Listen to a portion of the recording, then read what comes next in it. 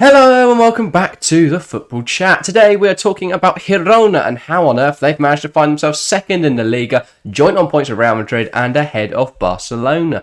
It's been pretty remarkable so far, hasn't it, from Girona? I mean, it's been something special, and it's what you like to see. Not I want to say little clubs to offend them. I was going to say they're in the City group, they're not exactly. Yeah, it's these smaller clubs challenging the big guns right at the sharp end. I mean, we thought Barcelona last year unstoppable. Yeah, they're sitting third now, and Girona being on joint on points with Real Madrid. That's pretty impressive. it is. It's very impressive, all while having a lower wage budget than Real Madrid spent on Jude Bellingham. So Girona's outspend this season £245,000 a week. Bellingham is on £250,000 a week. It's pretty impressive, therefore, that they're able to compete with Los Blancos. And it's quite interesting because we've got the avid caveat of this season of Girona lost a lot of key players over the summer. Last season, Girona, they performed all right. They weren't stunning. They didn't get Europe, but they were all right. And then this season, they've lost a lot of key players. Obviously, Santiago Bueno, a lot of people will be familiar with him as he made a move to Wolves. Or Romeu got a move to Barcelona. That was quite surprising, but brilliant. He's done really well at Barcelona. Then they lost Valentinos Castellanos, their striker, and of course Rodrigo Riquelme. He was on loan from Atletico Madrid, and they didn't manage to sign him permanently. So a lot of outgoings. Surely this would affect the team, right? I mean, you think so. Whenever a side loses a lot of key players, usually everything goes down the toilet. Yeah. But it didn't. It went the opposite. It's gone completely the other way. The performance has improved immeasurably. But if you did want to measure it, then you could look at statistics like XG and XGA metrics, which have both changed positively this campaign for Girona. They are creating more chances and conceding less chances, which don't tend to go hand in hand. It tends to go if you're conceding more, you're probably not creating more, or if you're creating loads, you're conceding loads. But yeah, they've managed to create more chances while conceding less chances. So it's working out really, really well for them this season, and they've been already faced off against a few of the top sides in the league. They played Real Madrid. That was a little bit disappointing. They really struggled in that game. I think they lost 2-0, 3-0 in the end. Yeah. So not great. They played Real Sociedad. That was a draw, but they also beat Sevilla. So they played some big sides, yet they still find themselves up there, level on points with Real Madrid. So how have they done this? Well, who is Michel? I'm sure a lot of you guys at home who don't know about Girona won't know who Michel is. Harry, did you know who Michel was before I showed you the notes to this about 30 minutes before recording? I knew who Michel was. Yeah. Yesterday. Okay. Good. What a great geezer. Yeah, he is indeed a very interesting up-and-coming manager. Now, Michel's been known as a little bit of a Daniel Farke, I think, is the best way to describe him. Someone who excels in that second tier, but when you get up into the top flight, he can't really adapt his tactics.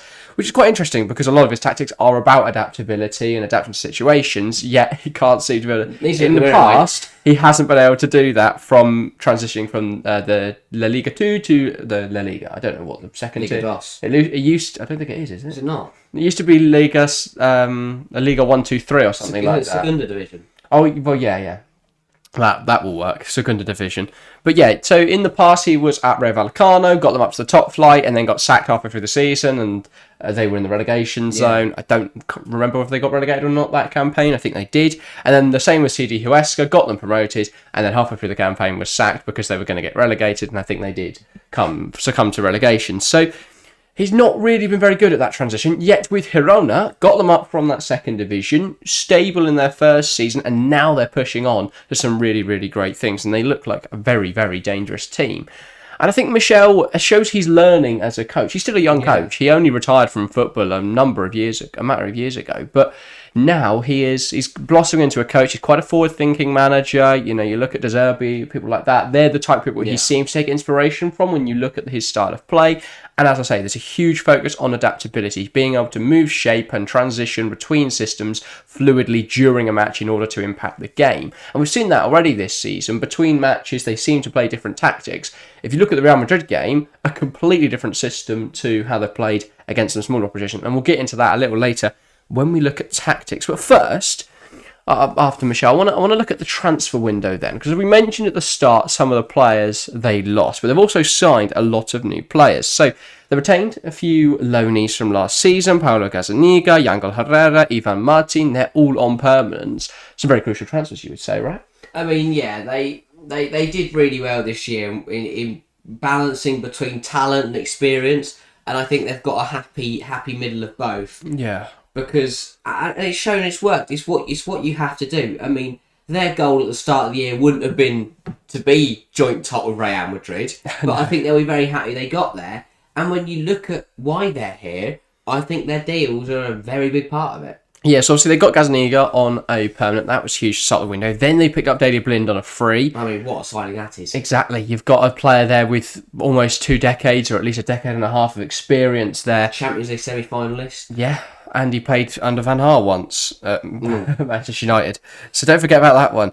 Then they went and picked up Savio on loan, and I don't think his impact can be understated. He has been incredible. Savio is this dynamic. He's fast-paced. He's a fantastic winger. Loves to cut inside, but can go both ways.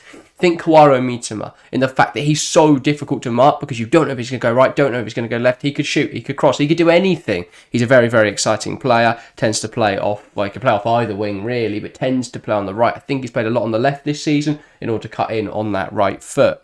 Yango Herrera, as we've mentioned, a permanent from Manchester City. That was a big pickup. Jan Kuoto, similarly, from Man City. Again, since it's a feeder club, they do have that advantage of being able to get City players on the cheap or on loans, but I still think, given the fact that they are operating at such a low wage budget, it's not a huge impact. They're not getting Haaland on loan, exactly. So I mean, that would be something, that would be, yeah. Oh, he's not scored in his last few games. He's off to Girona for the second half of the season. That would be brilliant. That would break the world. Jan Kuoto on loan, then he's playing right wing back. Again, a fantastic player. Very, very good attacking wing back. Then they went and picked up Pablo Torre on loan from Barcelona, which a lot of people will be very familiar with him because he's a fantastic player as well. Yeah. It's really smart strategic signings. They've also went and got Artem Doviek to be their striker. They did miss, I think, a lot of goals. Though they would have if they didn't have Castellanos. They lost Castellanos. They went and got Artem Doviek, and that's £7 million. He's done well. That's a very good pickup. John Solis joined as well. He's not been as involved as other players. Christian Porto provides reliable cover. And then Eric Garcia. I mean, that is arguably the crowning of all the transfers on loan. It's incredible.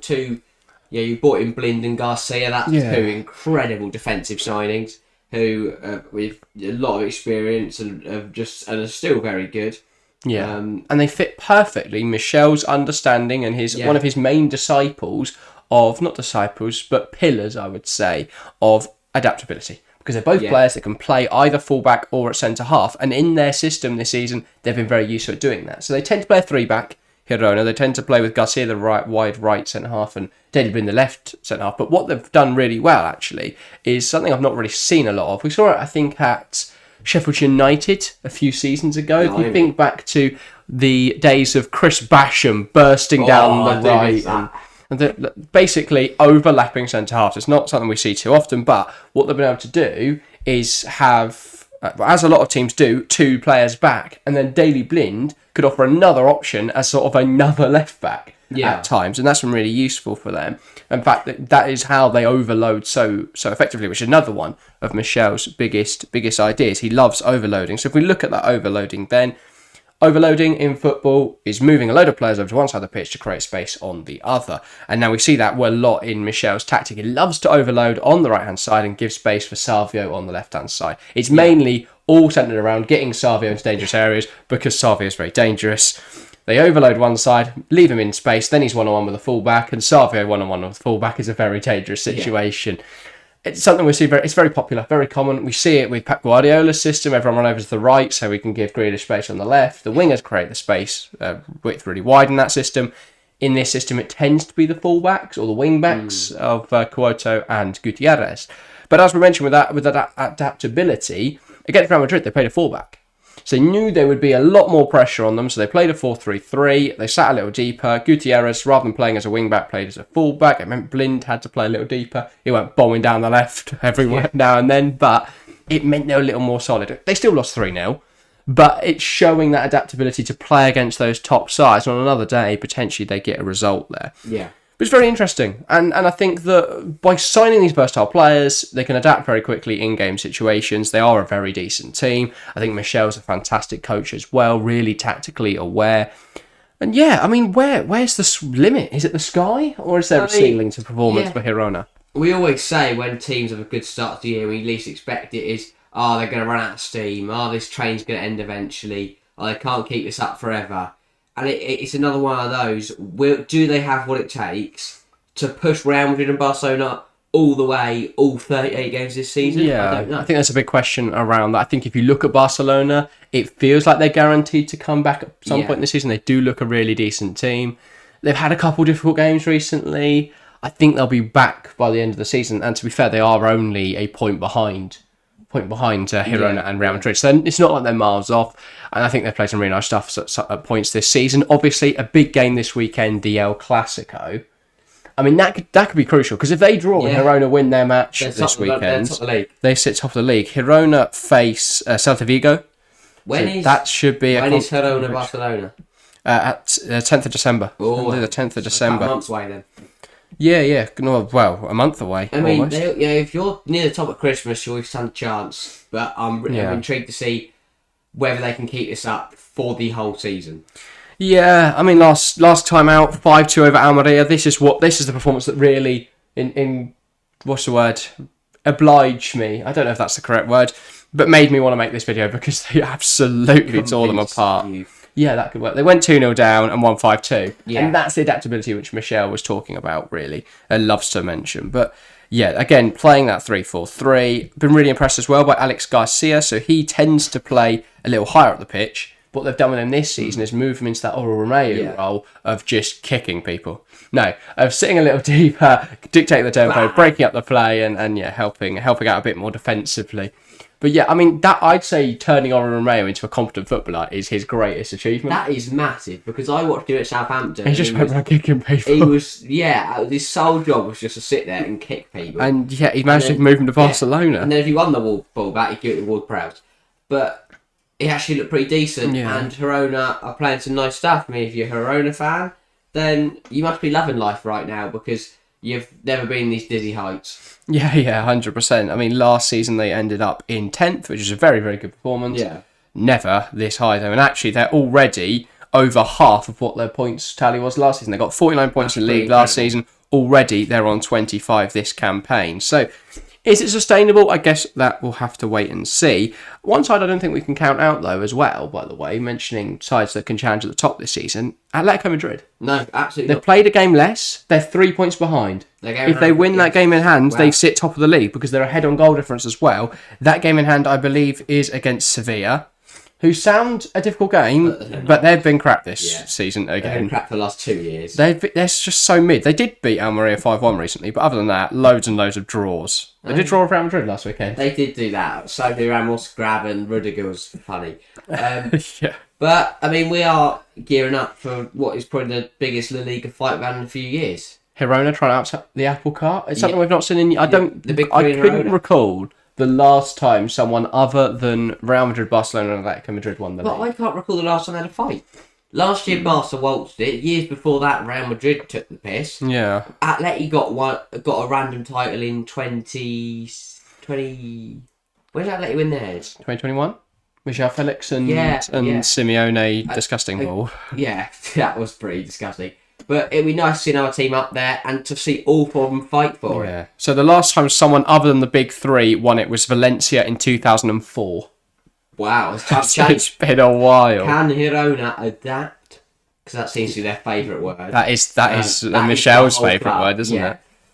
Can they do it? Who knows? It would be something special. We're seeing the same with other teams in the different leagues that are in a dizzy height. But I will say, though, by being up there, they do put themselves in a position where in January they should be able to attract a bit more talent, and I think that could be crucial. Yeah. 1 or 2 more players, and I think they're right in the fight. Because the problem with Real and Barca is they sign so many good players, but they don't really think about why they're signing them. Where you look at Girona, but no, even that was just he's a good footballer. We'll work it out later. There you go. Yeah.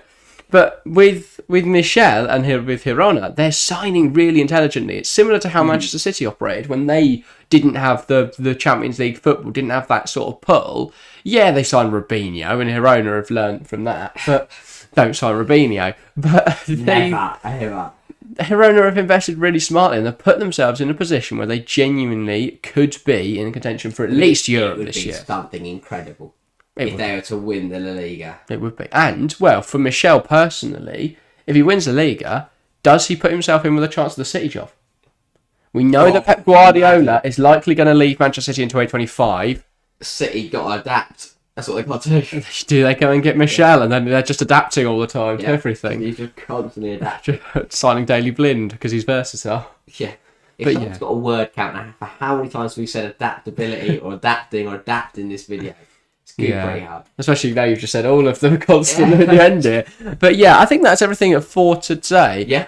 Yeah, I think we rattled through the information very quickly, rattled through the analysis very quickly. So we've sort of rambled for the last few minutes. But still, a really interesting story blossoming in La Liga. One of many clubs at the moment punching above their weight in many respective divisions. We're going to keep covering them because we find them more interesting than talking about Manchester City. Because what's there to say? They're good. Lol. Wow. But yeah, Girona, a real underdog story. Fascinating to see.